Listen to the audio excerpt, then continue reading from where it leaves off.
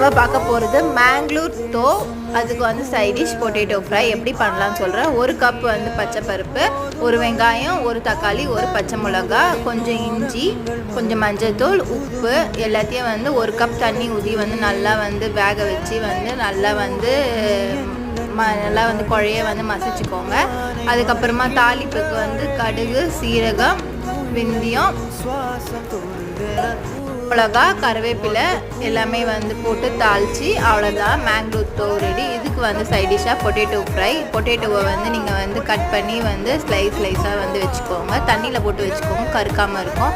இது வந்து சீரகம், மல்லி, 2 மிளகு எல்லாத்தையும் வந்து போட்டு ஒரு பவுட்ரு மாதிரி அரைச்சி வச்சுக்கோங்க. தாளிப்புக்கு வந்து கொஞ்சம் சீரகம், வெந்தயம், உளுந்து எல்லாமே வந்து தாளிச்சிட்டு கொஞ்சம் மஞ்சள் தூள், மிளகாத்தூள், உப்பு போட்டு கொஞ்சம் தண்ணி ஊற்றி வந்து ஒரு 10 நிமிஷம்